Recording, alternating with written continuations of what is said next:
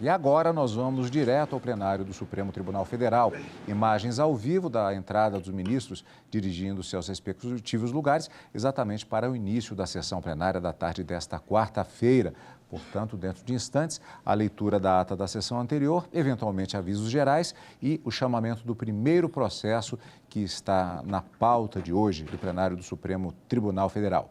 Vamos acompanhar, como sempre, ao vivo, direto do plenário. Boa tarde a todos, podemos nos sentar. Declaro aberta essa sessão ordinária do Supremo Tribunal Federal e passo a palavra à senhora secretária, que fará a leitura da ata da sessão anterior. Ata da 47ª Sessão Extraordinária do Plenário do Supremo Tribunal Federal, realizada em 5 de dezembro de 2019. Presidência do senhor ministro Dias Toffoli, presentes à sessão os senhores ministros Marco Aurélio, Gilmar Mendes, Ricardo Lewandowski, Carmen Lúcia, Luiz Fux, Rosa Weber, Roberto Barroso, Edson Fachin e Alexandre de Moraes. Ausente, justificadamente, o senhor ministro Celso de Mello. Procurador-Geral da República, doutor Antônio Augusto Brandão de Aras. Abriu-se a sessão às 14h37, sendo lida e aprovada a ata da sessão anterior. Pergunto se há alguma observação a ser feita. Não havendo, declaro a ata aprovada. Informo a vossas excelências que estão presentes neste plenário estudantes das seguintes instituições de ensino: Escola de Formação da Sociedade Brasileira de Direito Público de São Paulo, Estado de São Paulo, Universidade do Estado do Rio de Janeiro, Rio de Janeiro. Sejam todos muito bem-vindos.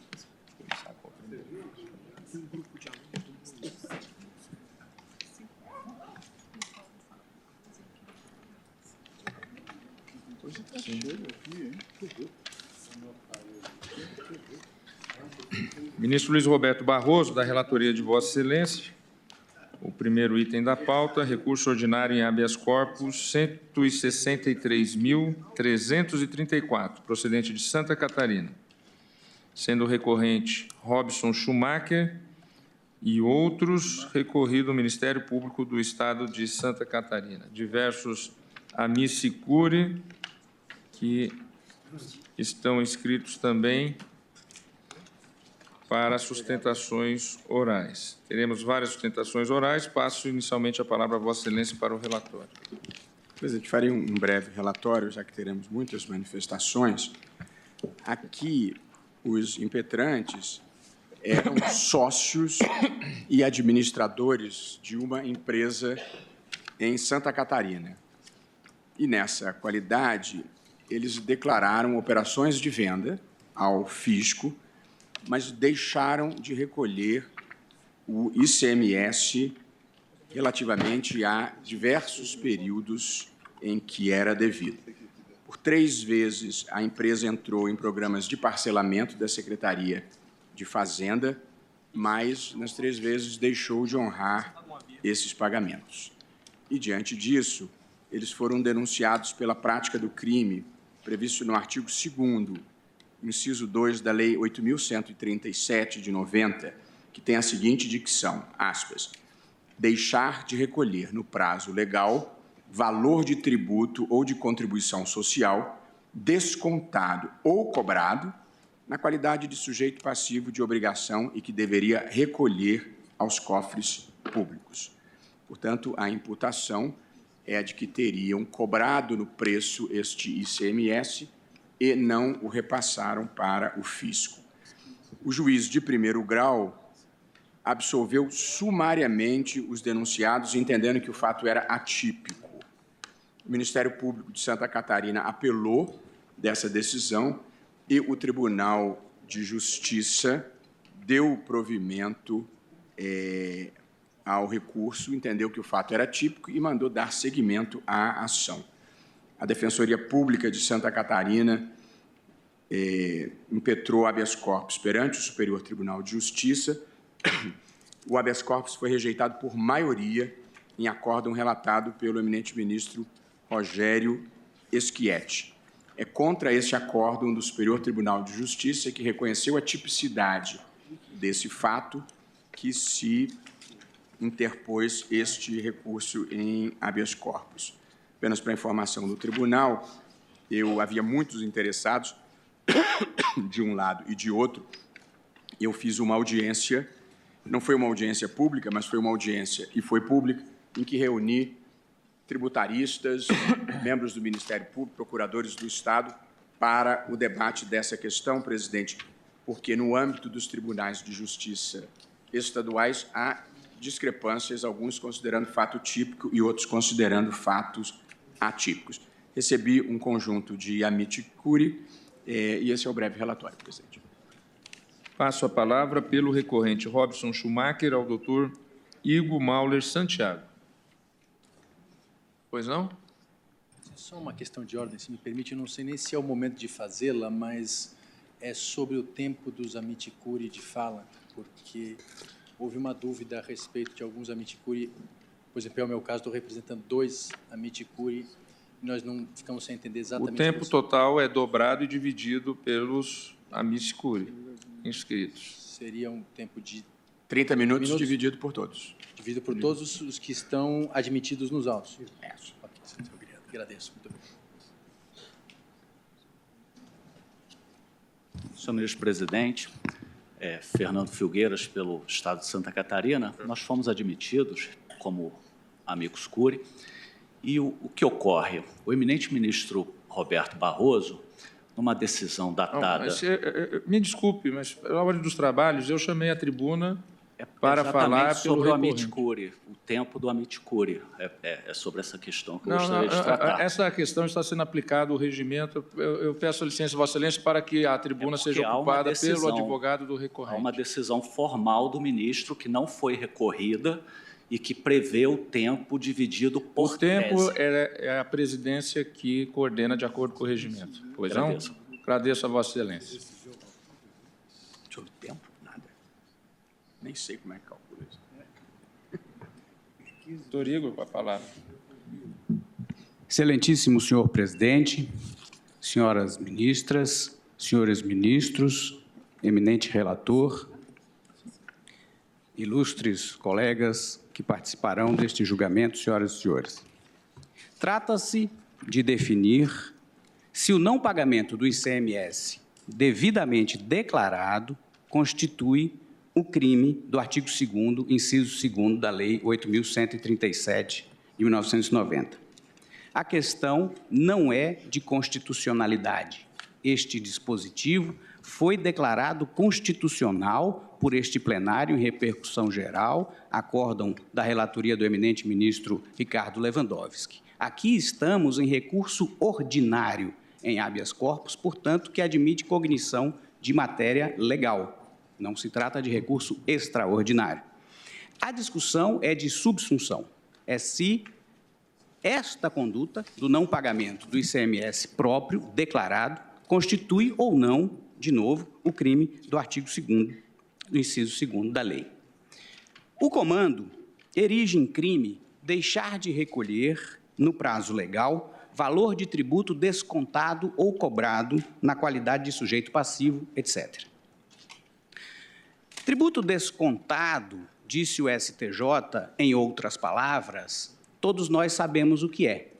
Imposto de renda na fonte, contribuição previdenciária retida do empregado, é um conceito que não apresenta desafio. A premissa do STJ para criminalizar esta conduta foi a de que não existe, juridicamente falando, tributo cobrado de um particular contra outro. E não havendo possibilidade de interpretação jurídica deste conceito, ele estaria a exigir interpretação econômica. Isso está expresso no voto condutor, de modo a abranger o repasse do impacto econômico do ICMS no preço da mercadoria. Esse entendimento, excelentíssimos senhores ministros, assenta em falsas premissas jurídica e econômica, choca-se com toda a jurisprudência desta Corte e do Superior Tribunal de Justiça e induz uma inconstitucionalidade, incorre em clara inconstitucionalidade. Quanto ao erro de premissa jurídica, e este é o núcleo da argumentação, é preciso dizer que existe, sim, tributo cobrado de um particular contra outro. E nem se trata de hipótese rara ou arcana. Ao contrário do que afirma o voto condutor no STJ, isto é tão ou mais corrente quanto o desconto. Pensemos na contribuição de iluminação pública, de novo discutida neste pleno sob a relatoria do ministro Lewandowski. Quem cobra a contribuição de iluminação pública de cada um de nós? A Companhia Distribuidora de Energia. Como contribuição de iluminação pública, não como preço. Não dentro do preço, fora do preço, além do preço. E se não repassa, sim, incorre em apropriação. O IOF sobre crédito rotativo, cheque especial. Como se faz essa cobrança? No vencimento dos períodos de incidência, o banco vai à conta do correntista, retira o dinheiro e deve repassar à União. Não se trata de desconto, porque o banco não está entregando nada para o correntista, ao contrário, o correntista está lhe devendo. Isso para dizer que os dois conteúdos, os dois termos, melhor dizendo, do dispositivo legal, têm conteúdo jurídico preciso. O descontado, como foi assente no STJ, e também o cobrado. A CPMF, como se cobrava quando existia da mesma maneira. O banco ia periodicamente, semanalmente, à conta de cada correntista, de lá retirava o valor e entregava para a União. Não estava retendo, porque o banco não estava, naquele momento, entregando valor nenhum do qual pudesse fazer retenção. Então, o conceito tem conteúdo jurídico. Repele interpretação econômica, portanto. Não há razão para se recorrer à interpretação econômica. Aliás, estamos falando em elemento normativo do tipo penal, que requer segurança jurídica máxima. Quanto ao artigo 1º, também elemento normativo do tipo tributo, o que diz este Supremo Tribunal Federal na súmula vinculante 24? É o lançamento devidamente confirmado pelos órgãos administrativos. Ou seja, esse conceito há de ser aurido do ramo jurídico de origem, e lá existe o conceito de tributo cobrado de particular contra particular. O ICMS próprio, ao contrário, integra o preço, é parte do preço. Nenhum de nós, quando comparece a um estabelecimento para comprar uma mercadoria, está pagando ICMS ou é devedor de ICMS. Paga preço. Prova disso, prova de que o ICMS não é entregue pelo cliente para o comerciante para ser repassado, é que, ao fim, que o comerciante pode nada ter que pagar relativamente a uma determinada venda ou até mesmo relativamente a todo um período de apuração, a todo um mês. E isso não por má-fé ou por malícia, pelo regime normal de apuração do tributo, porque tem créditos acumulados, tem créditos maiores do que os débitos. Ora, se tratasse de valor que é entregue para ser repassado, essa hipótese seria inconcebível. Isso é a dinâmica própria do imposto. O termo cobrado, dizem alguns memoriais, bom, mas os contribuintes se valem do termo cobrado quando é a favor deles. Lá no artigo 155, parágrafo 2º, inciso 1, quando se diz, você terá crédito do imposto cobrado na operação anterior. Mas aí é cobrado mesmo. É cobrado de quem? Do contribuinte, do comerciante, pelo Estado. Aí sim é cobrança de tributo. Portanto, é impossível retirar desta verdade esta conclusão que se pretende. As coisas não se misturam. Erro de premissa econômica.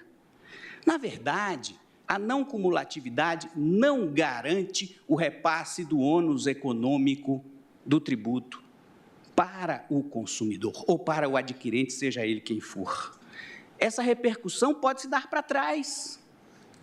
O comerciante, não tendo como repassar esse custo por questões de mercado, renegocia com seu fornecedor um abatimento do preço nos próximos fornecimentos, ou pode nem ocorrer repercussão nenhuma, quando ele absorva isso na sua margem de lucro, ou reduzindo benefícios para empregados, ou reduzindo outras despesas internas, quaisquer que sejam.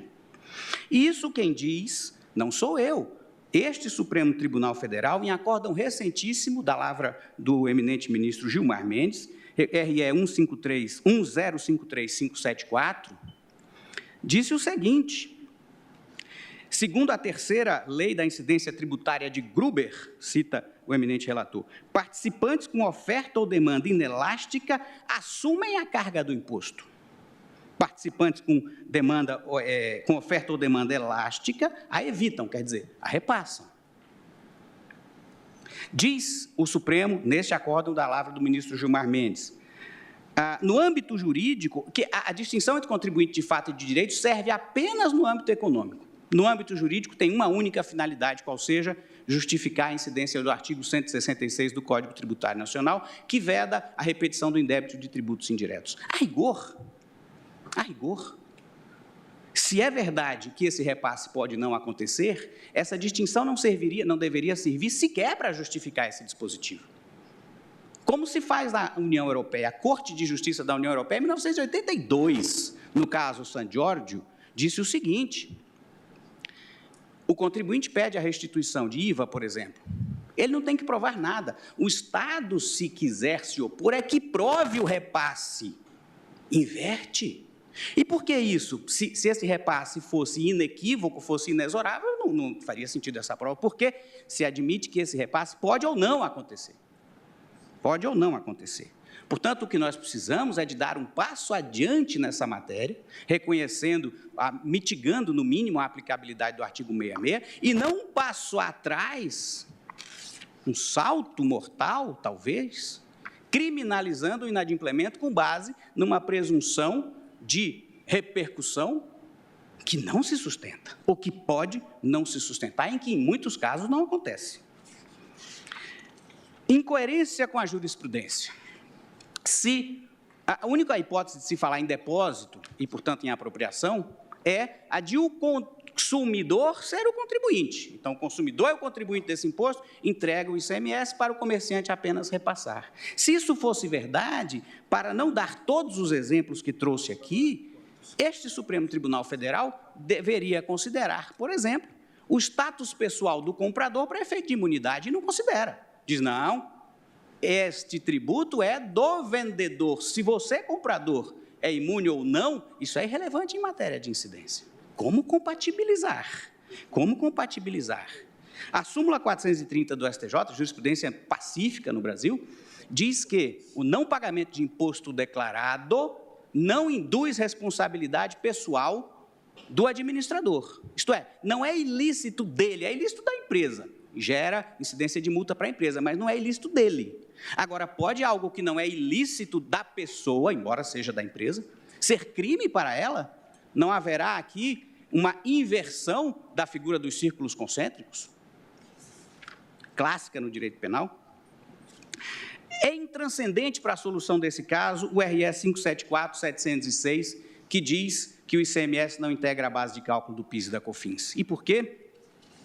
Porque este acórdão, que, aliás, ainda está sob embargo de declaração, inclusive com pedido de efeito infringente, se sustenta, mesmo que se reconheça que o ICMS, como é fato, é receita, é valor que pertence ao contribuinte, porque a discussão é outra, é o conceito jurídico de receita. Isto integra ou não o conceito jurídico de receita? Entende-se que não, porque essa entrada, embora seja de recurso próprio, gera uma imediata correspondência no passivo. Eu dou um exemplo singelíssimo. Um escritório de advocacia paga custas para um cliente, recebe reembolso. Esse reembolso é dele, juridicamente dele. Integra a sua receita para efeito de PIS e COFINS? Não. Então, os dois acórdãos podem conviver. Melhor dizendo, a reforma desse acórdão do STJ pode conviver com o acórdão do Supremo Tribunal Federal, que reconheceu a não incidência do ICMS sobre o PIS e a COFINS. A inconstitucionalidade deixarei para os colegas criminalistas, mas, de fato, se trata de recurso próprio e não de recurso entregue para repasse, naturalmente que se está a criminalizar a dívida, o que, por óbvio, contraria a jurisprudência do Supremo. Invoco aqui, ministra Rosa Weber, a DIN 4974, da relatoria de Vossa Excelência, recentíssima, em que este pleno reconheceu a constitucionalidade do artigo 337-A do Código Penal, que extingue a punibilidade do crime de sonegação, fraude, ministro Marco Aurélio, fraude previdenciária, mediante a simples declaração por parte do contribuinte, declaração tardia, anterior ao início da ação penal, mas tardia em relação ao momento em que deveria ter sido feita, ainda que sem pagamento. Por quê? Porque, a partir daí, o Estado tem como exercer a pretensão tributária, diz Vossa Excelência no voto. Agora, vejam, aqui se trata de criminalizar a conduta daquele que, de boa fé, desde sempre, declara. Uma palavra final sobre a pretensão de uma cisão desse tipo penal para que ele não atinja alguns, mas atinja outros, a depender do valor da dívida ou outros critérios do gênero. Não há na lei substrato para essa distinção.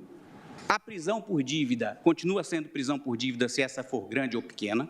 O Supremo Tribunal Federal, é verdade, na ADIM 3952 e no RS 550769, declarou constitucional uma pena de fechamento de indústrias de tabaco, quando em dívida elevada para com o fisco, mas perceba-se a diferença. Ali havia lei, e esta lei, por uma questão, não era criminal, sanções de índole administrativa. Esta lei, por circunstâncias que o Supremo valorou, foi declarada constitucional. O que aqui se quer é o contrário, é que o Supremo, sem lei, institua crime. O Supremo pode fazer isso? Pode, em casos onde haja mandado constitucional de criminalização. Direitos humanos, meio ambiente, como se fez, por exemplo, no caso da homofobia. Não é a hipótese aqui. É claro que este devedor estratégico, como se queira chamá-lo, se para furtar o seu patrimônio, a execução fiscal comete evasão de divisa ou outros artifícios que incorram em condutas criminosas, poderá ser responsabilizado por isso, mas não pelo fato de ter declarado e não pago, ainda que a dívida seja elevada. Essa questão não está nos autos, a dívida é de R$30 mil. E por que a preocupação com isso? É porque quando se rompe com a dogmática, não se sabe mais onde se pode chegar. Essas exceções tendem a ser expansivas. Então, talvez essa questão nem deva ser discutida aqui, mas se for, é nesse sentido que se predica pela inscindibilidade do tipo penal e pelo provimento do recurso. Muito obrigado pela tolerância, senhor presidente. Agradeço ao doutor Igor. E agora, pela recorrente Vanderleia Silva Ribeiro Schumacher, falará o doutor Tiago Yukio, defensor público do Estado de Santa Catarina.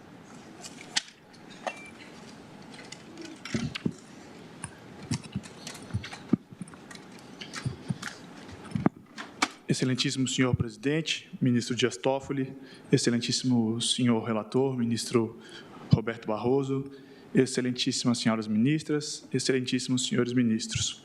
Inicialmente, quero registrar aqui que é uma grande honra, uma grande responsabilidade assomar esta tribuna, especialmente num dia, um ato simbólico importantíssimo para a Defensoria Pública do Estado de Santa Catarina. Esta é a primeira vez na história recente da Defensoria Pública de Santa Catarina que um defensor público do Estado vem realizar uma sustentação oral do Supremo Tribunal Federal. Graças à fundamental intervenção desta Suprema Corte, há 7 anos, a Defensoria Pública do Estado de Santa Catarina, por meio de seus defensores, defensoras, analistas, técnicos, estagiários, prestadores de serviço, em geral, vem transformando a realidade da população vulnerável de Santa Catarina. E, em menos de 7 anos de sua instituição, a Defensoria Pública traz aqui à Suprema Corte um caso de grande relevância nacional. É um grande orgulho, uma grande honra poder participar deste momento. Como já foi dito pelo doutor Igor, o colega que me antecedeu, o objeto da discussão é sobre se o simples fato de não recolher o tributo de ICMS, no caso foi uma dívida de R$30 mil, constitui ou não o crime tipificado no artigo 2, inciso 2 da Lei 8.137. Não houve fraude, não houve omissão ou falsidade de informação, não houve descumprimento de nenhuma obrigação tributária acessória, simplesmente o inadimplemento. Essa é a discussão que pauta o julgamento de hoje. Aqui eu faço um outro registro introdutório. Pode causar certa estranheza que, num caso de crime tributário, esteja a Defensoria Pública presente. Mas esse é somente um falso estranhamento, uma falsa impressão. Na medida em que a criminologia muito nos ensina, e a vida de defensor público nos confirma, que toda política criminal que pretensamente tende a atingir a camada de cima, acaba invariavelmente atingindo o andar de baixo, os vulneráveis. O sistema penal é, pois, estruturalmente seletivo. E, definitivamente, então, não é por acidente que a Defensoria Pública atua neste caso. Um estudo empírico que nós fizemos na Defensoria Pública, analisamos todos os casos de não recolhimento de ICMS nos anos de 2018 e 2019, de 1º de janeiro de 2018 até dia 6 de dezembro de 2019. Constatamos que, dos 420 casos, então, que tratam do tema, 106 casos, ou seja, praticamente 25% ou 23%, são de atuação da Defensoria Pública. Esse número é um número expressivo, tendo em vista que a Defensoria Pública está em apenas 23 das 111 comarcas de Santa Catarina. Além disso, desses 420 casos, 41% das condenações tratam de dívida inferior a 50 mil. E 14% das condenações tratam de dívida inferior a 20 mil. Isso reforça que a camada vulnerável é muito, sim, atingida por essa possibilidade de criminalização da conduta de não recolhimento de ICMS. Bom, eu vou deixar de tratar do tema principal do recurso, que foi a interpretação da expressão descontado ou cobrado, do artigo 2, inciso 2, da Lei 8.137, porque ela foi bastante esmiuçada pelo doutor Igor, com bastante detalhes, e, portanto, eu passarei diretamente para o argumento da semelhança que a construção jurisprudencial do STJ para considerar crime essa conduta. A interpretação do Superior Tribunal de Justiça, de forma a criminalizar a conduta, foi assemelhar o não recolhimento de ICMS à apropriação indébita, do Código Penal. O problema aqui fundamental, que é apontado pela professora Heloísa Estelita, é que, na verdade, falta uma elementar do crime para se considerar apropriação indébita, que é o caráter alheio do tributo não pago. Em primeiro lugar, o simples fato, o fato gerador, por si só, ele apenas traz consigo uma obrigação de pagar o tributo. Ele não faz, por si só, uma expropriação do valor em favor do fisco. Portanto, esse valor não é pertencente ao fisco. De outro lado, também não é um valor pertencente ao consumidor. E ainda que fosse, se fosse o valor pago a título de ICMS do consumidor, o fato de o empresário se apropriar dele não tornaria um crime tributário contra o Estado, e sim um crime contra o consumidor, de apropriação contra o consumidor. Portanto, não há como se interpretar, como com todo respeito fez o Superior Tribunal de Justiça, de entender que houve aqui uma apropriação indébita tributária, simplesmente porque falta alimentar coisa alheia. O tributo não pago não pertence a ninguém, a não ser ao próprio contribuinte, ao próprio empresário. Além disso, a interpretação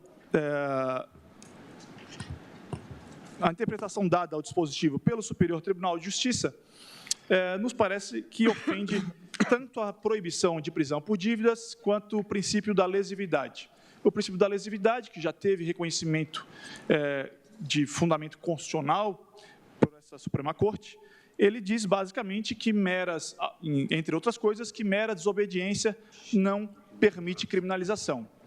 Já a proibição de prisão por dívida, e aqui eu quero me atentar mais não a garantia constitucional, prevista no artigo 5º, inciso 67, e sim, principalmente, a garantia convencional, prevista no artigo 7º, inciso 7 da Convenção Americana de Direitos Humanos, né, porque essa garantia ela é mais abrangente. A Convenção Americana de Direitos Humanos, que, segundo a jurisprudência desta Suprema Corte, tem natureza supralegal, ela afirma que ninguém pode ser detido por dívidas, ponto.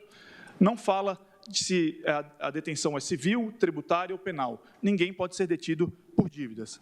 Ao equiparar a inadimplência com a detenção, com a criminalização, com uma hipótese criminal, nos parece claro que a interpretação dada por STJ é uma hipótese, sim, de criminalização por dívida. Afinal, o sujeito é preso por não pagar e, se ele paga, ele é solto, ou tem extinta punibilidade. Isso nada mais é do que uma prisão por dívidas. Isso causa uma perplexidade no caso em que o contribuinte for discutir um débito fiscal de ICMS em juízo. Se ele perde a demanda, ele sai do processo não só como devedor, mas também como um criminoso. Há também um argumento sistemático para se interpretar esse dispositivo. O artigo 186 do Código Tributário Nacional diz explicitamente que o crédito tributário prefere a qualquer outro, seja qual for a sua natureza, ressalvados os créditos decorrentes da legislação de trabalho. Ou seja, a própria legislação confere uma preferência, uma precedência do crédito trabalhista em relação ao crédito tributário. No entanto, a decisão do Superior Tribunal de Justiça acaba por subverter essa ordem, quando criminaliza o não pagamento do tributo e não criminaliza o não pagamento de créditos trabalhistas. O que o Superior Tribunal de Justiça acabou por concluir é, na falta de dinheiro, na falta de caixa, deve o empresário pagar o tributo e não os seus empregados. Isso é uma subversão da legislação do artigo 186 do CTN. Queria agora também destacar rapidamente algumas consequências da conduta. Em primeiro lugar, destacar que, nesse mesmo estudo empírico que eu mencionei anteriormente, 462 processos criminais resultaram desse período de 2018 a 2019. Apenas três, excelências, resultaram em absolvição. E, de outro lado, 420 resultaram em condenação. Isso quer dizer que 90% geram condenação e menos de 1% gera absolvição. Os demais geraram prescrição da pretensão punitiva. E isso tem uma razão lógica. O crime de apropriação, ou crime de não recolhimento do ICMS, ele tem uma característica que difere de todos os outros crimes. Todo crime de não recolhimento de ICMS começa com uma confissão do réu, uma confissão do contribuinte de dívida e, eventualmente, do próprio crime. É por isso, excelências, que, nesse caso, não existe, no crime de não recolhimento de ICMS, não existe cifra oculta. Todos os casos em que o sujeito não declara e não paga, ele será criminalizado, ele será processado e condenado se o Ministério Público obedecer ao princípio da obrigatoriedade da ação penal. Isso é importante mencionar, porque, aparentemente, esses números desse estudo empírico, eles indicam que quase todos os processos em que se instaura em relação a esse crime, quase todos eles redundam em condenação. Dessas três absolvições, houve 3 absolvições, então, em relação a 462 processos, 0,64%. Uma delas diz respeito a uma questão meramente processual, um erro de correlação. O promotor, o Ministério Público denunciou por crimes em 2008, o juiz condenou por crimes de 2009 e, por isso, resultou a absolvição. Um único caso por inexigibilidade de conduta diversa e um outro caso por falta de provas relacionadas à administração da empresa. Portanto, é um caso praticamente de ausência de defesa. É um crime que já começa com uma confissão e que redunda, em geral, numa condenação. Por último, excelências, eu gostaria de trazer aqui uma tese subsidiária, que é, no caso de rejeitadas as teses defensivas, que, então, vossas excelências, em homenagem à segurança jurídica, module os efeitos dessa decisão, para que ela não atinja de forma surpreendente, milhares de contribuintes que, até essa decisão, não poderiam saber, até porque em alguns estados se processa, em outros não, não poderiam saber se essa conduta era criminosa. Basicamente, segundo dados informados na imprensa de São Paulo, cerca de 170 mil devedores de ICMS aguardam esse julgamento. Em dados fornecidos pela Fazenda de Santa Catarina, em ofício à Defensoria Pública, 38 mil devedores de ICMS também aguardam essa decisão em Santa Catarina. Isso significa que, a depender da decisão, da noite para o dia, é possível que cerca de 200 mil pessoas, só em estado de Santa Catarina e em São Paulo, passem a ser taxadas de criminosas. E, se não for pela segurança jurídica, simplesmente, aqui é importante, então, trazer uma tese também de modulação de efeitos, mas, na verdade, de irretroatividade da jurisprudência penal, trazida de forma originária pelo professor Alaor Leite.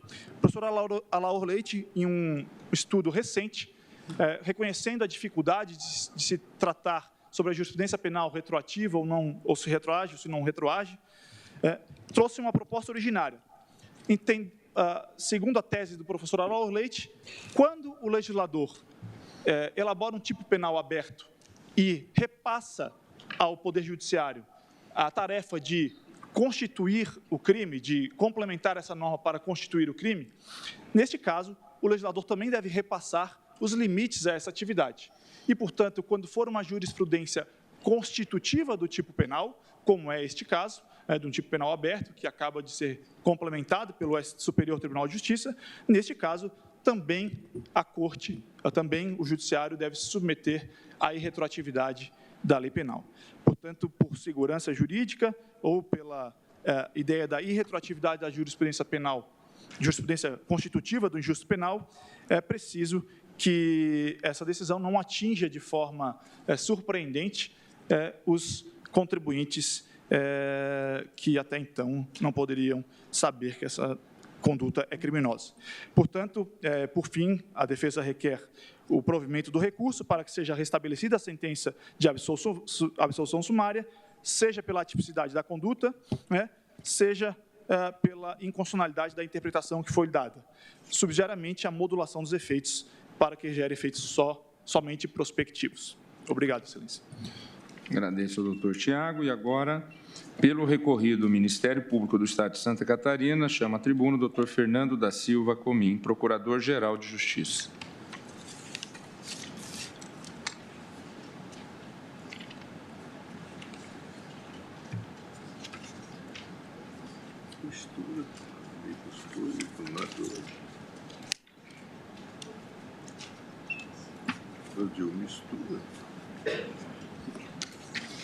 Excelentíssimo senhor ministro-presidente do Supremo Tribunal Federal, ministro Dias Toffoli, excelentíssimo senhor ministro-relator, ministro Luiz Roberto Barroso, excelentíssimas senhoras ministras, excelentíssimos senhores ministros, excelentíssimo senhor subprocurador-geral da República, aqui representando o senhor procurador-geral da República, doutor José Bonifácio de Andrada.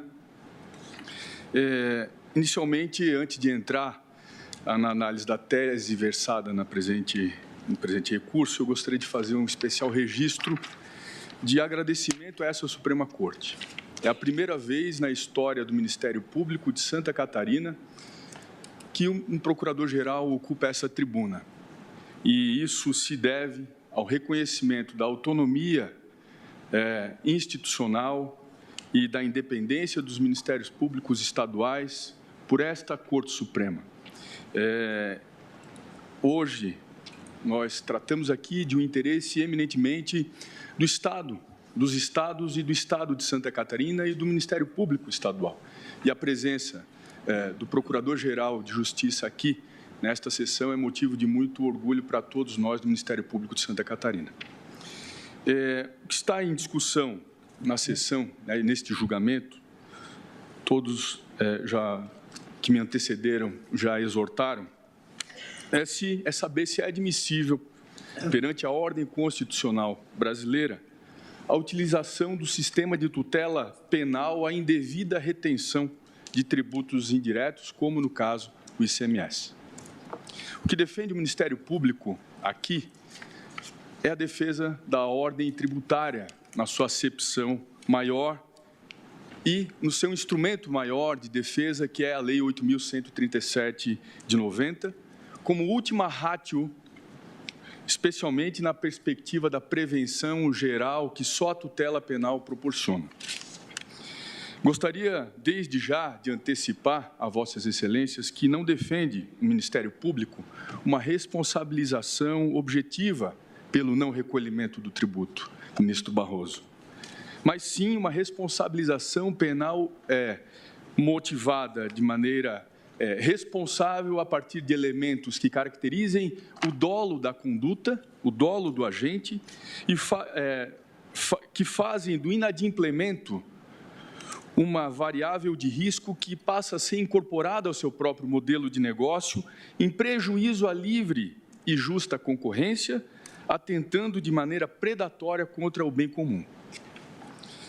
O colendo Superior Tribunal de Justiça, ao analisar o presente HC, ele deu a exata interpretação que defende o Ministério Público de Santa Catarina. Resta saber, então, se essa interpretação ela atenta ou encontra óbice ao direito fundamental de defesa que veda a prisão civil por dívidas. E eu gostaria aqui de fazer o registro. Nós não estamos diante de um caso de cobrança de R$30 mil. Nós estamos aqui diante de um devedor contumaz que constituiu 3 empresas, inclusive a empresa na qual foi feito o lançamento tributário dos presentes autos já foi extinta e que tem uma dívida histórica de mais de R$700 mil.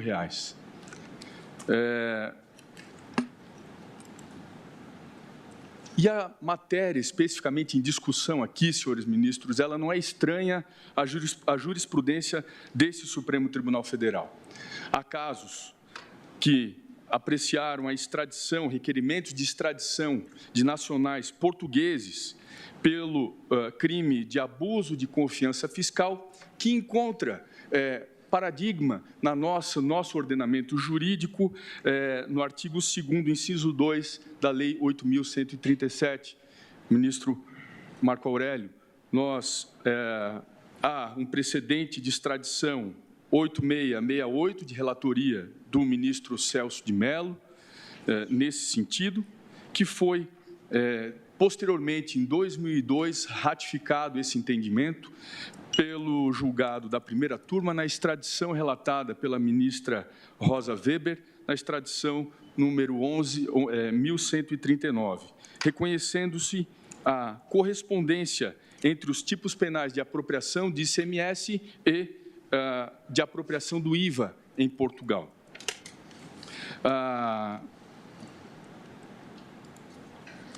Esses relevantes precedentes, eles enaltecem o caráter de prevenção geral que decorre da tutela penal.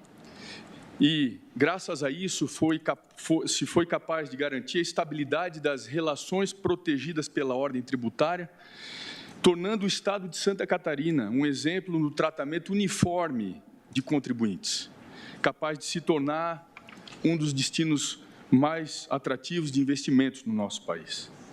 A comparação entre o que ocorre em Portugal e no Brasil é importante porque o delito de abuso de confiança fiscal de Portugal, ele foi objeto de questionamento no Tribunal Constitucional português, que afastou a tese de que a criminalização da conduta atentaria contra a proibição de prisão por dívida, também vedada pela Constituição portuguesa. Veja-se que não há nenhuma incongruência no precedente do Superior Tribunal de Justiça, de acordo com a jurisprudência deste Supremo Tribunal Federal, sendo que a opção do legislador legitimamente, democraticamente legitimado em tipificar penalmente a apropriação indébita tributária aqui no Brasil e além-mar, em Portugal, decorre não apenas da importância dos tributos sobre o consumo para a própria existência do Estado, e nós precisamos aqui ressaltar que, em Santa Catarina, o ICMS corresponde a aproximadamente 85% da arrecadação de impostos, mas também da necessidade de preservação da ordem tributária e da livre e leal concorrência, considerando os danos que a inobservância desse regramento pode provocar, não só em um determinado segmento econômico, mas na economia popular de maneira geral.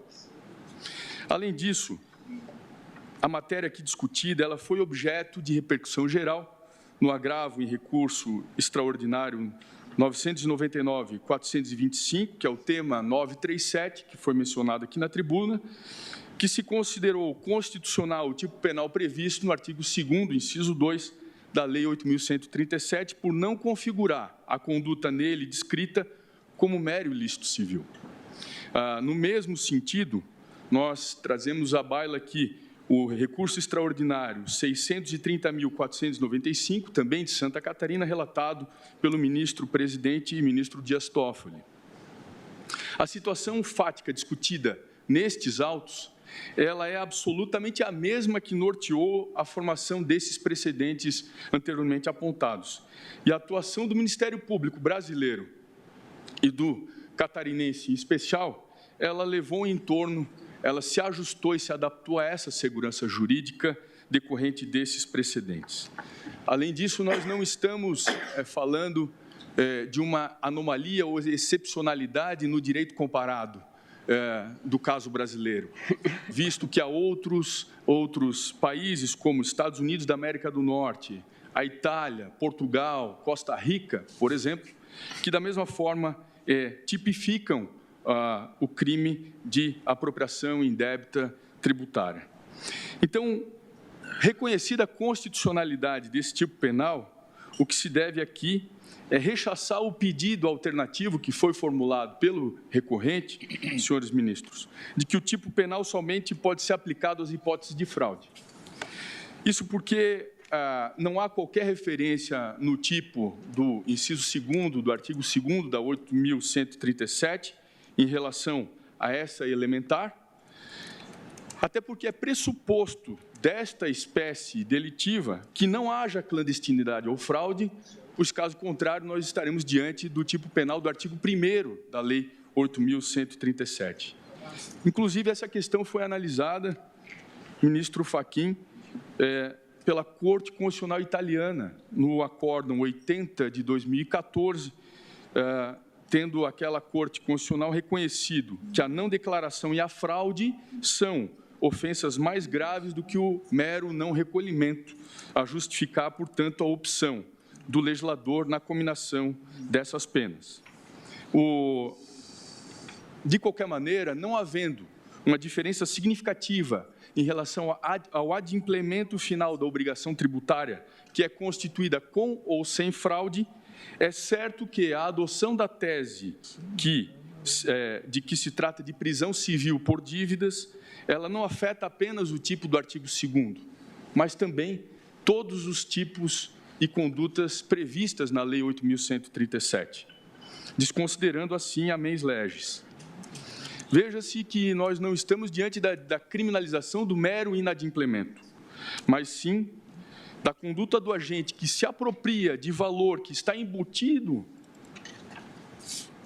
no preço da operação e não repassa a quem de direito, no caso, ao Estado.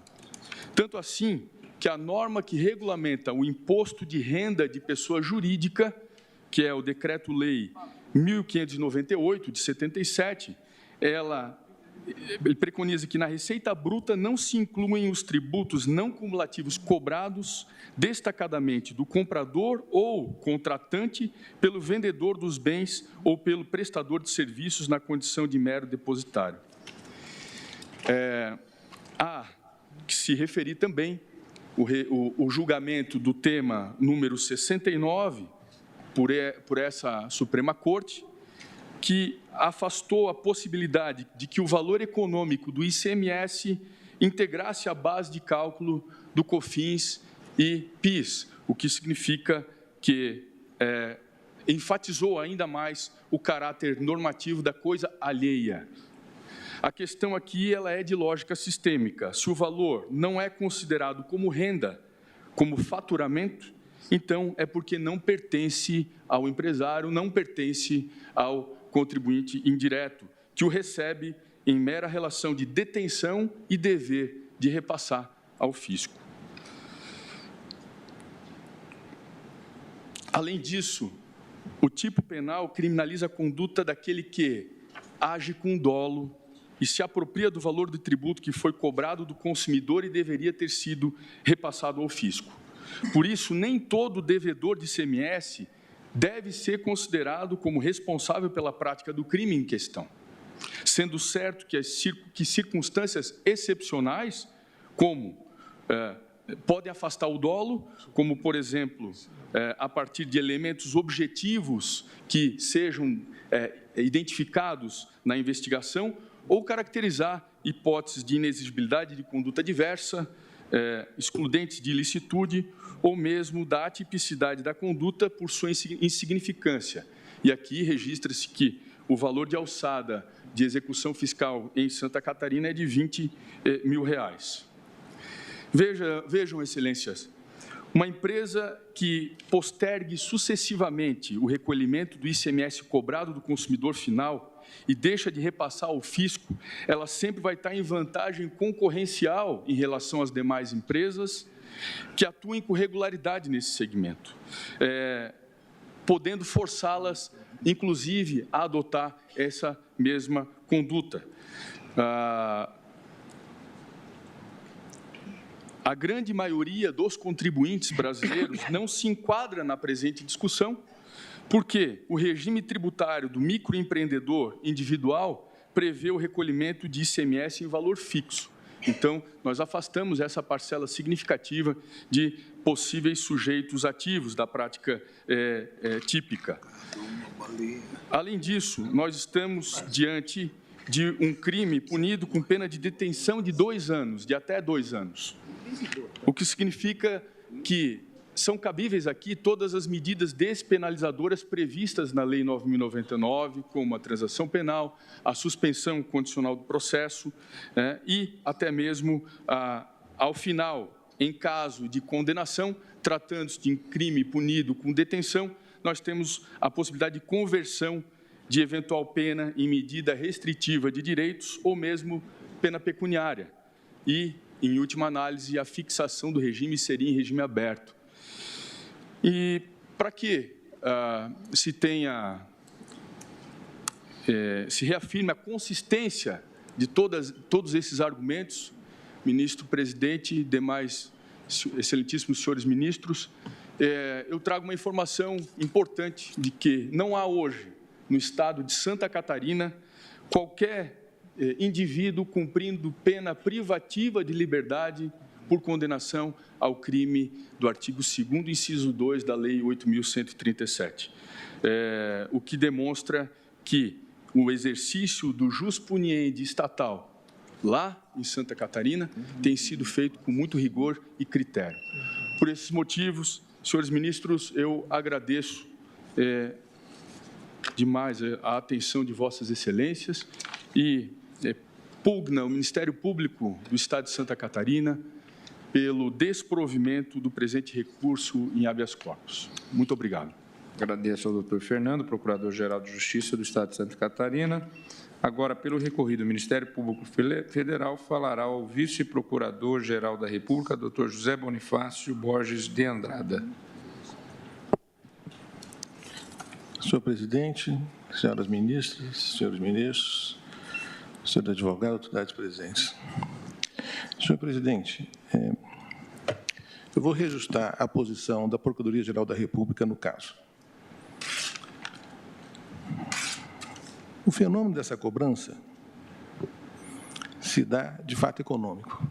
Quando a lei diz que é descontado, que é cobrado, que é repassado, na verdade, tudo isto é uma ficção. O que se faz é que, a cada operação, no caso do comerciante, a cada operação de venda, incide um fato gerador, incide uma tributação, o empresário é obrigado a lançar na sua contabilidade os valores desse fato gerador, de acordo com as alíquotas, e isto gera, de fato, para ele, uma obrigação perante o fisco. De fato que, se ele não paga, o efeito sobre o chamado contribuinte, de fato, é zero. É zero. Ele é que será cobrado, ele é que será penalizado. Ou seja, a relação, na verdade, é entre ele e o fisco. Isto que a lei diz que é um desconto ou que é cobrado, na verdade, é uma ficção. É uma ficção jurídica que não acontece na realidade, e isso deve ser considerado para fins penais. Quer dizer, na verdade, não existe essa cobrança, não existe esse desconto. Ele simplesmente coloca o preço. E, ao colocar o preço, a lei faz incidir sobre ele uma porção de obrigações, e ele fica devedor deste valor. Tá. É diferente, embora possa parecer igual, mas não é, a chamada apropriação indébita em relação à Previdência Social, que está inserida no Código Penal, lá no seu artigo 168-A. Porque, no caso da Previdência Social, há efetivamente o desconto. O empregador efetivamente desconta do salário do seu empregado, identifica no salário do empregado o valor efetivamente descontado e depois recolhe numa GPS para o Tesouro Nacional, para a Receita Federal, tá, numa guia em que o nome, o CPF e o NUP desse empregado é nominalmente identificado. De modo que, no caso do INSS, o governo, a Receita, consegue saber exatamente o valor exato que foi descontado, de quem foi descontado, com CPF e número de identificação, nome e sobrenome, tá? E consegue saber se este valor foi acreditado ao Tesouro Nacional no nome desta pessoa. Tá? Aí sim, podemos pensar em falar em apropriação indébita. Eu diria que até a clássica. Não precisava nem do tipo penal especial. Até a clássica. Tá? A mesma coisa se passa com o FGTS.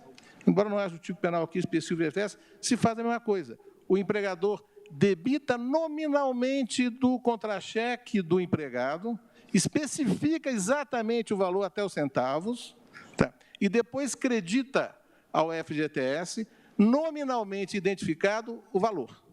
Então, aí nós temos exatamente o fenômeno do dinheiro saindo de alguém, passando por uma segunda pessoa e sendo entregue a uma terceira pessoa.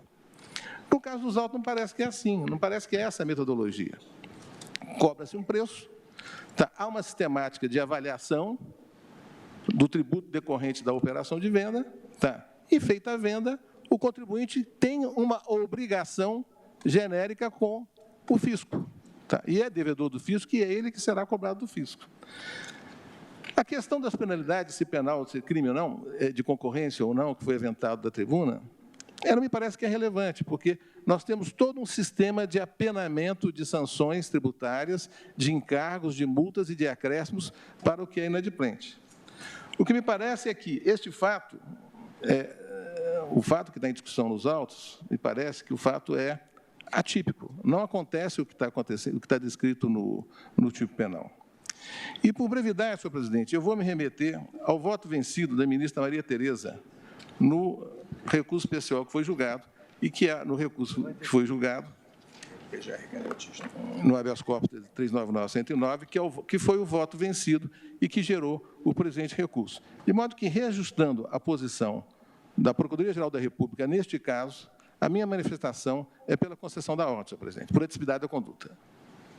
Então, pelo provimento do recurso.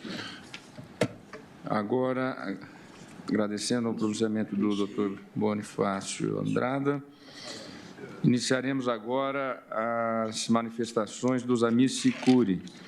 Pelo Amicus Curi, Sindicato Nacional das Empresas de Telefonia e de Serviço Móvel, Celular e Pessoal, Sinditele Brasil, falará o doutor Odel Micael Jean Antum.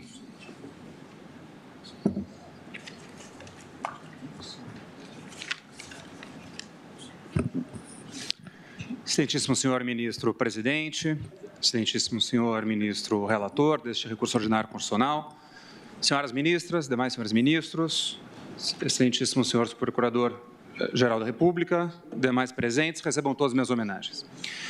Como já foi dito aqui da tribuna, a questão no STJ se cindiu basicamente sobre a discussão dos verbos núcleo do tipo do artigo 2º, inciso 2 para inciso 2º, que é a locução descontada e a locução cobrada. O que é o descontado e o que é o cobrado? Entendeu o STJ que esse era o mote da discussão e, dessa forma, o voto vencedor do ministro Schietti acabou levando a maioria a entender que descontado significaria uma situação e cobrado outra situação. Como se fosse possível, dentro de um mesmo dispositivo, não obstante a clareza de como deve ser a interpretação tópica, criar situações absolutamente diferentes uma das outras. O que se criou, então, na STJ? Se criou a possibilidade de incriminação da conduta de não recolhimento do ICMS próprio. Porque a questão do ICMS de substituto tributário já era, basicamente, aceita, tanto pela STJ quanto pela Suprema Corte. A discussão que foi uniformizada pela terceira sessão é a do ICMS próprio. Pois bem, qual é a grande questão trazida pelo ministro Schietti para iniciar a sua argumentação? O ministro Schietti, no seu voto, ele diz que o artigo 2º, inciso 2, da 8.137, ele se assemelha ao crime de apropriação indébita. Como se assemelha ao crime de apropriação indébita, ele não precisa do elemento fraude. Por que fez assim o ministro Schietti? Porque, em acórdão de agravo de recurso extraordinário da lavra do ministro Lewandowski, 99425, foi afirmada a constitucionalidade dos crimes tributários justamente porque existe uma fraude, existe um ardil. Diz então o ministro Schietti, mas na apropriação indébita não há fraude. Se não há fraude, não precisa, o fato da pessoa declarar, o fato da pessoa, do contribuinte dizer que ele deve, não elide o crime, porque tudo bem, não precisa da fraude mesmo. Mas acontece que faltou ao ministro Schietti, com todo o respeito, dizer então qual o elemento que precisaria ter. Se não precisa ter o elemento fraude, qual o elemento que precisa ter? Porque se não tiver elemento algum, se trata sim de má inadimplência. No caso do ICMS próprio. E qual é o elemento que precisa ter? Porque a apropriação indébita não é um mero não recolhimento. Ela não é um mero não pagamento. A apropriação indébita é um não pagamento mediante uma quebra de relação de confiança. Por isso que, inclusive, trouxe aqui o excelentíssimo senhor Procurador-Geral de Justiça de Santa Catarina, o caso português, que eu vou falar um pouco dele também, mas no direito português o crime se chama abuso de confiança. Na matriz francesa, que cria o delito no século XVIII, do abuso de confiança, quer dizer, quando se fala de apropriação indébita, se fala numa quebra de uma relação fiduciária, porque senão não há um plus ao não pagamento a dar dignidade penal ao fato, de forma a desonerar o Estado de usar o direito penal, que tem que ser fragmentário, que tem que ser subsidiário. Se não houver um plus à conduta do não pagamento, ao mero inadimplemento, está-se sim a punir a mera inadimplência em arrepio ao que prevê a Constituição Federal e os tratados, inclusive mencionados aqui. Com relação ao caso português, é importante deixar claro que a discussão levada à Corte Portuguesa, eu só vou falar disso porque isso foi trazido à tribuna, a discussão da Corte Portuguesa é trazida no Acordo 312 de 2000, essa discussão ela se deu quando se alterou o tipo penal que previa o verbo abuso de confiança, que exigia a apropriação, e se passou ao verbo não entrega. Não entregar. Não entregar, que é praticamente um crime omissivo como o nosso, que é o deixar de recolher. E houve essa discussão, mas o não entregar, ele não fere a Constituição.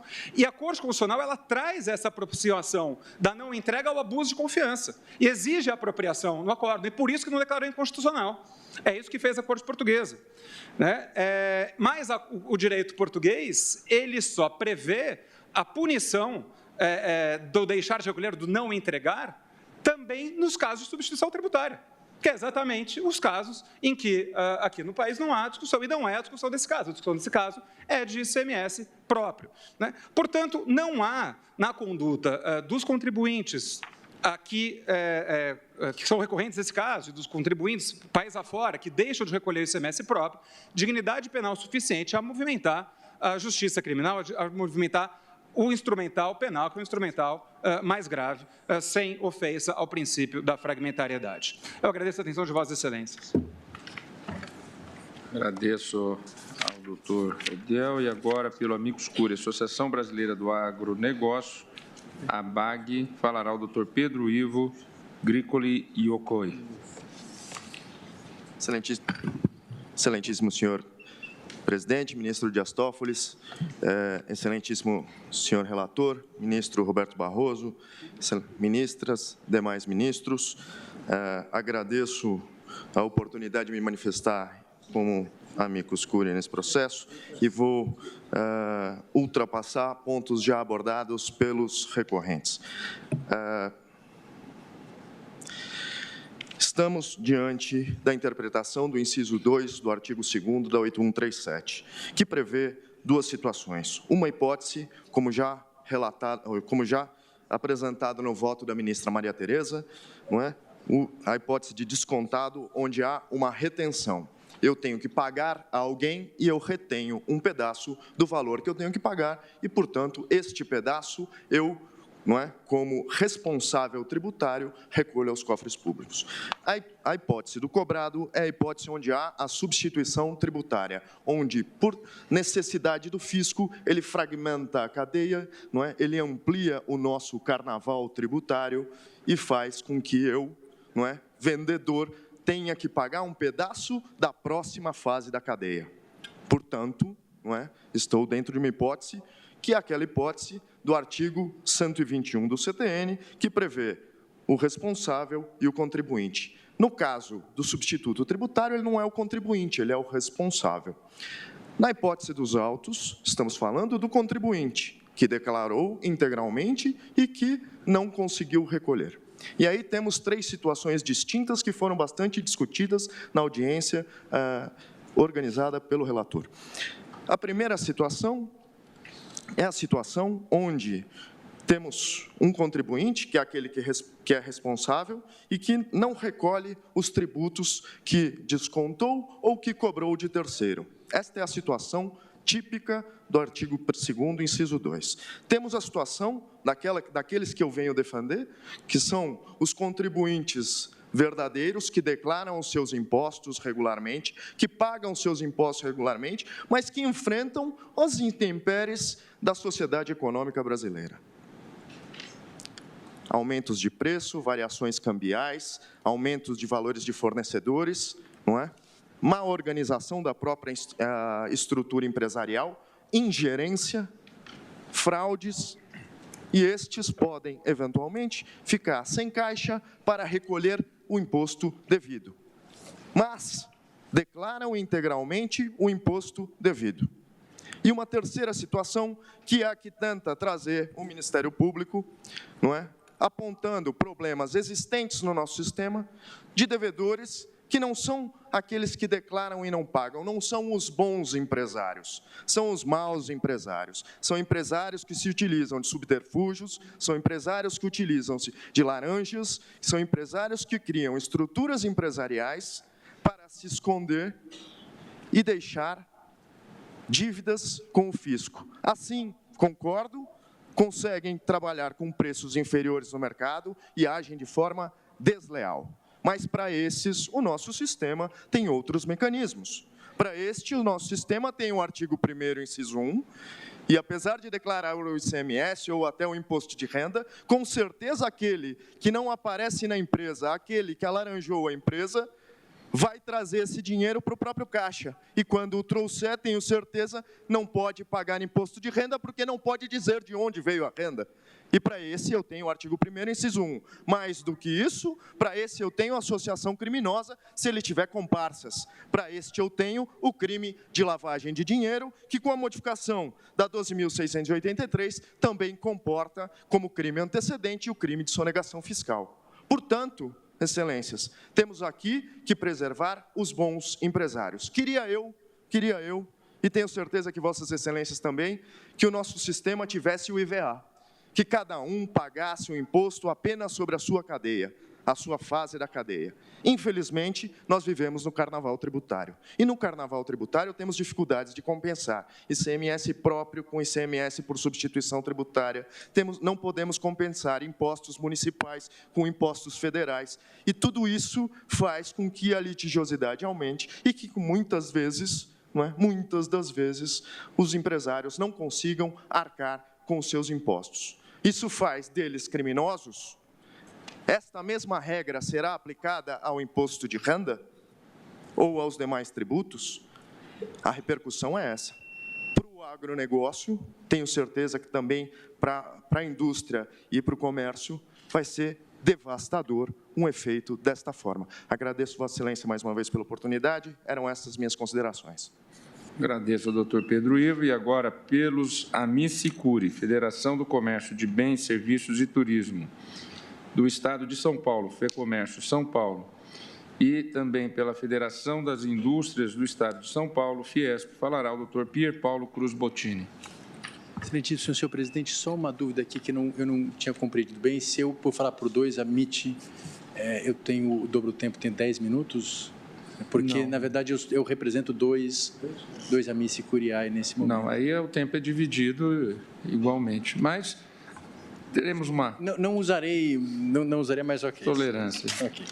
Excelentíssimo senhor presidente, excelentíssimo senhor relator, senhoras ministras, senhores ministros, doutor procurador-geral da República, a quem cumprimento pela excelente sustentação oral, meus colegas e demais presentes, trata-se aqui de controvérsia que tem como cerne a incidência ou não incidência do artigo 2º, inciso 2, da Lei 8137 de 1990, ao caso do comerciante que não recolhe aos cofres públicos os valores devidos a título de ICMS próprio, devidamente registrados, devidamente declarados. Já foi objeto aqui de leitura, mas me permitam que eu leia mais uma vez o dispositivo, o tipo penal em análise, que diz que é crime deixar de recolher no prazo legal valor de tributo ou de contribuição social descontado ou cobrado na qualidade de sujeito passivo de obrigação e que deveria recolher aos cofres públicos. Tal dispositivo penal não se aplica ao ICMS próprio, por um motivo simples. Nesse caso, como já foi dito aqui, não há nada a ser descontado ou cobrado de quem quer que seja. Na verdade, se trata aqui de um tributo devido pelo comerciante, por um fato gerador próprio, que não tem relação jurídica com terceiros. No entanto, o Superior Tribunal de Justiça, por maioria, entendeu de maneira diversa. Entendeu que, por o preço do ICMS estar embutido na mercadoria, ao cobrar o valor da mercadoria, o comerciante estaria cobrando do consumidor o valor do ICMS, numa certa forma de responsabilidade tributária pelo repasse desses valores aos cofres públicos. A não existência desse repasse implicaria, portanto, na apropriação indébita tributária. Com tal da raciocínio, o Superior Tribunal de Justiça acabou por equiparar o ICMS próprio a figuras absolutamente distintas, como, por exemplo, como bem dito do Procurador-Geral da República, a retenção de tributos pela fonte pagadora ou, no caso do ICMS, em substituição tributária, que são casos que existe o desconto, que existe a cobrança, porque, nesses casos, o tributo é devido pelo consumidor ou pelo empregado. E quando eles pagam esse tributo, ele jamais ingressa no patrimônio do comerciante ou do empregador. No caso do ICMS próprio, a questão é substancialmente distinta, porque, nesse caso, o consumidor não tem qualquer relação jurídica com o fisco, ele não é devedor do tributo, ele não tem capacidade contributiva. Na verdade, ele apenas recebe a carga econômica do tributo que integra o preço do produto.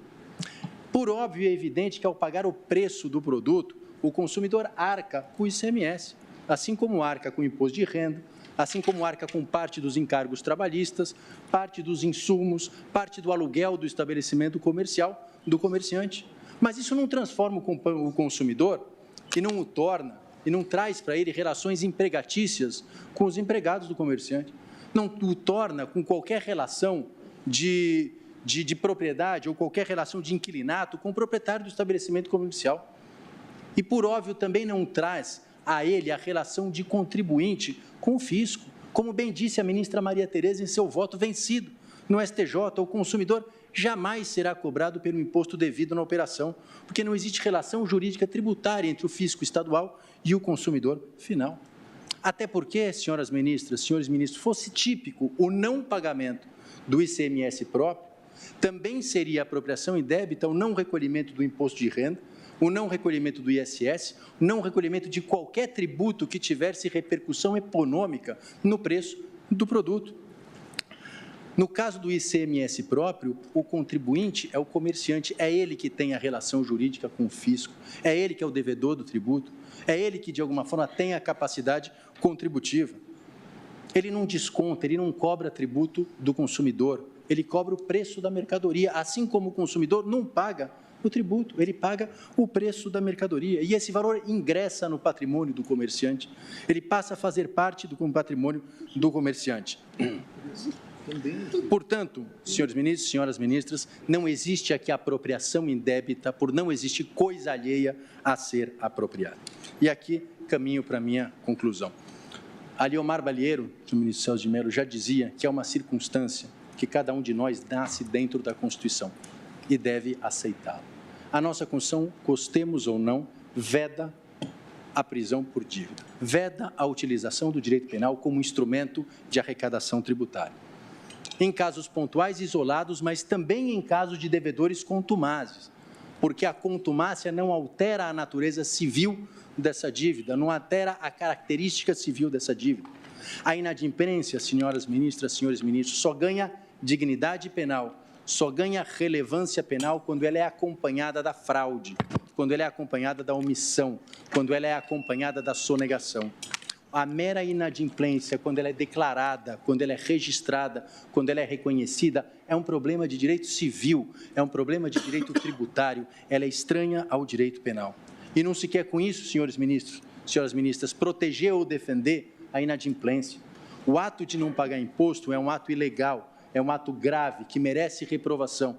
No entanto, o que se quer, e já encerro, é que essa Corte apenas reconheça a diferença de gravidade entre aquele que não recolhe o tributo com essa fraude, com essa omissão, e aí sim incide o direito penal, daquele que não recolhe o tributo, que é inadimplente, mas reconhece e declara para o qual existe a execução tributária, a penhora de bens, mas jamais o direito penal. O direito penal não pode ser um instrumento de arrecadação, por mais nobres que sejam os fins do fisco, por mais justos que sejam os fins do fisco, nós sabemos que em direito penal não podemos transgiversar com a legalidade e com a taxatividade, porque a banalização e a exasperação do direito penal têm efeitos nocivos sobre o Estado de Direito e sobre a democracia. Excelentíssimo senhor presidente, agradeço o tempo, senhores ministros, senhoras ministras, é o que se requer no presente momento como medida de justiça. Agradeço ao doutor Pierre Paulo. Agora, pelo amicus curiae, Conselho Federal da Ordem dos Advogados do Brasil, falará o doutor Luiz Gustavo Antônio da Silva Bichara. Excelentíssimo senhor ministro-presidente, excelentíssimo senhor ministro-relator, excelentíssimas senhoras ministras, excelentíssimos senhores ministros, eminentes representantes da Procuradoria-Geral da República.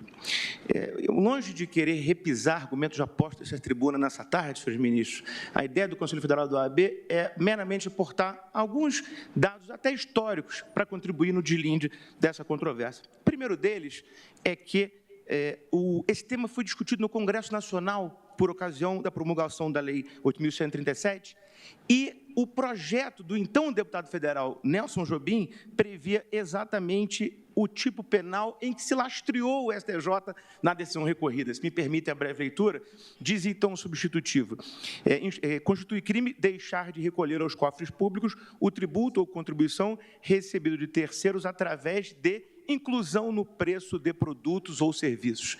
E esta emenda, ministro Marco Aurélio, foi rejeitada no Congresso Nacional. Portanto, percebam, vossas excelências, que a interpretação dada pelo STJ, com toda a vênia, é uma interpretação que coroa o anteprojeto rejeitado pelo Congresso Nacional. Em segundo lugar, portanto, o que nós estamos diante aqui, como sempre disse o ministro Marco Aurélio, especialmente na DIN 173-DF, são normas enviesadas a constranger o contribuinte para, por vias oblíquas, o recolhimento do crédito tributário. Em segundo lugar, muito rapidamente, um alerta sobre as consequências dessa decisão no mundo fenomênico. O Supremo Tribunal Federal sempre entendeu que se trata aqui de cobrança de preço, não de tributo. Como disse muito bem o doutor Bonifácio, não se cobra tributo na relação entre partes, se cobra preço. E acaso se cobra tributo, percebam, vossas excelências, que haveria uma verdadeira revolução jurisprudencial por exemplo, o contribuinte de fato, o cliente do contribuinte de direito, poderia ter legitimidade ativa para postular judicialmente, não pagar o recolhimento que cabe ao contribuinte de direito. Ou, por exemplo, a extensão de uma imunidade, ou ainda que o contribuinte de direito não precisaria mais pagar o ICMS em caso de inadimplência. Lembrando que a decisão até recente da Corte, no RE 586482, onde a Corte plasmou que, em caso de inadimplência, deve o contribuinte recolher o tributo, sendo a mera inadimplência um problema a se resolver no âmbito civil, que não repercute no âmbito do direito tributário. Ou seja, o que se tem no fenômeno é a cobrança de preço. E um terceiro aspecto, muito rapidamente, são os efeitos práticos dessa decisão, e percebam, Vossa Excelência, o seguinte, como bem disse o representante do Ministério Público de Santa Catarina, não se está aqui discutir só o caso do fraudador, está a se discutir o caso de todos os contribuintes. E vejam, Vossa Excelência, o seguinte, o Brasil cobra mal o tributo, 72% do PIB está em discussão hoje, judicial ou administrativa. 27% dos lançamentos tributários feitos no Estado de São Paulo são cancelados. Montante de 6,5 bilhões, esses dados estão todos referidos com fonte memorial entregue a Vossas Excelências. No âmbito do CARF, 52% dos lançamentos tributários são reformados.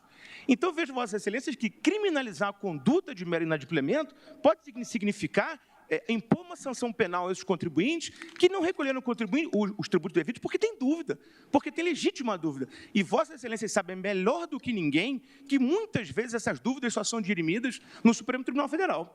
No memorial entregue a Vossas Excelências, eu tomei a liberdade de colacionar uma série de matérias tributárias versando sobre ICMS que foram alvo de decisões contrárias até ao Supremo Tribunal Federal, inclusive no STJ.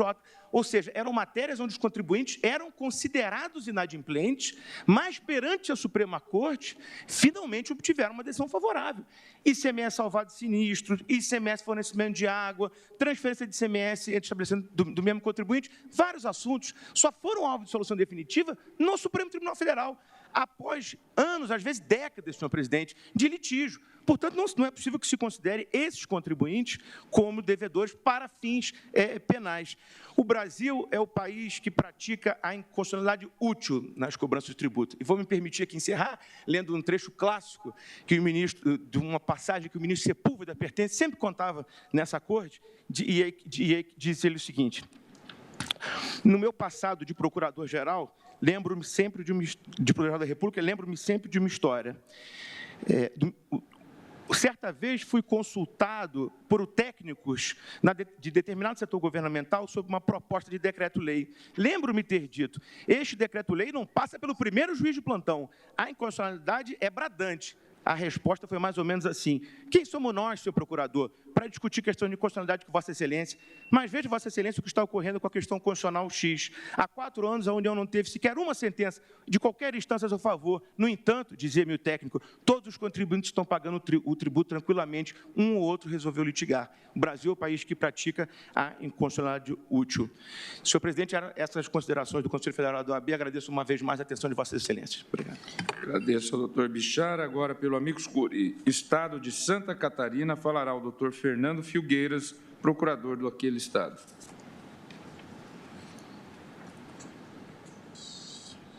Excelentíssimo senhor presidente, eu gostaria de ressaltar aqui, em razão da decisão que havia do ministro relator Roberto Barroso, de que o tema seria dividido o tempo pelas teses, o procurador de Santa Catarina, que está inscrito... Os amici curiae, eles atuam como amigos da corte, não como amigos da parte. Perfeito, então, excelência. eu peço que venha à tribuna a pessoa eu só estou fazendo a observação de que o procurador de Santa Catarina, admitido, gentilmente me concedeu o tempo para que eu possa falar em nome de todos os estados da federação e, por isso, eu peço, por favor, a dobra do tempo para que o meu tempo e o tempo do estado de Santa Catarina seja Vossa Excelência é a doutora contado. Luciana Marques Luciana Vieira, Marques, procuradora do Distrito Federal. Falará, então, pelo Colégio Nacional de Procuradorias Gerais dos Estados e do Distrito Federal. Exatamente. E pelo Estado de Santa Catarina. Então, cedeu o tempo a Vossa Excelência. Exato. Excelentíssimos senhores ministros do Supremo Tribunal Federal, excelentíssimo senhor vice-procurador-geral da República, é com muita honra que hoje falo como amicus curiae, representando todos os estados da Federação e o Distrito Federal, e agradeço especialmente ao colega de Santa Catarina, que trabalhou arduamente no caso, mas que gentilmente me cedeu a palavra para que pudesse falar em nome de todos os estados. E concentrarei minha fala, excelências, para rebater os argumentos aqui trazidos a essa tribuna de que não haveria o elemento coisa alheia na conduta de declarar e não pagar ICMS próprio, e também focarei no argumento de que não há que se falar em ICMS cobrado, porque só se cobra o preço da mercadoria. E para que possa ser rechaçado esses argumentos, é fundamental que entendamos a dinâmica de cobrança e de cálculo do ICMS. E o ICMS é um tributo indireto que ele é repercutido não só economicamente, mas juridicamente sobre o consumidor. E ele é regido por 2 princípios fundamentais para a compreensão do presente caso. O primeiro princípio é o princípio da neutralidade econômica, segundo o qual o ICMS não pode distorcer a formação de preços. Ele deve ser neutro em relação à concorrência. E o segundo princípio é o princípio da repercussão legal obrigatória, segundo o qual a força econômica que deve ser onerada no ICMS é a força econômica do consumo e não a força econômica do comerciante. E foram justamente esses argumentos, excelências, que os empresários trouxeram a este tribunal no caso do julgamento do ICMS para retirá-lo da base de cálculo de PIS/COFINS. E é justamente esse princípio da repercussão legal obrigatória que diferencia o ICMS dos tributos diretos e dos custos operacionais dos empresários, porque estes servem para onerar o patrimônio e renda do empresário, do comerciante, ao passo que o ICMS, ele só onerará a operação em si, nos exatos termos da circulação de mercadoria e repercutirá não só economicamente, mas juridicamente sobre o consumidor. Justamente por isso, apesar de integrar o preço e, portanto, ser faturamento, este foi o argumento usado aqui para retirá-lo da base de cálculo, dizendo que este ICMS próprio, que foi o debatido aqui no RE 574.706, seria uma receita de terceiros arcada pelo consumidor, sobre a qual, e aqui é importante frisar, excelências, a premissa para retirá-lo do faturamento foi: o comerciante não tem disponibilidade sobre estes valores de ICMS. Porque o que este tribunal decidiu foi, nos termos do voto da eminente ministra relatora, Carmen Lúcia, que citou doutrinas dos mais renomados tributaristas deste país, como Roque Carrasa, assim disse: enquanto o ICMS circula por suas contabilidades, eles obtêm apenas ingressos de caixa que não lhes pertencem, e aqui está a coisa alheia, isto é, não se incorporam aos seus patrimônios, porque destinados aos cofres públicos estaduais.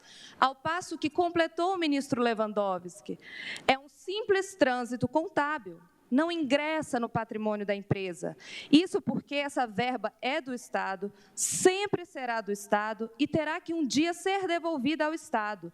Não ingressa jamais, insisto, no patrimônio do contribuinte. E por ocasião do julgamento, os votos vencidos, como o excelentíssimo ministro Gilmar Mendes, o excelentíssimo ministro Roberto Barroso, ponderaram, inclusive, que a ausência de disponibilidade desse ICMS que ingressa nos caixas dos comerciantes seria fictícia e falaciosa, porque poderiam sim utilizá-lo para investir no mercado ou mesmo para não pagar o ICMS. E aqui, excelências, a importância disso. Se o ICMS é um tributo que se pretende neutro em relação à concorrência e pretende onerar o consumo, a partir do momento que um empresário, de forma recorrente, se apropria deste montante e não repassa ao Estado, ele obtém uma vantagem concorrencial ilícita em relação aos seus concorrentes, porque ele está usando o ICMS para compensar ineficiências operacionais ou simplesmente para expandir sua atividade econômica.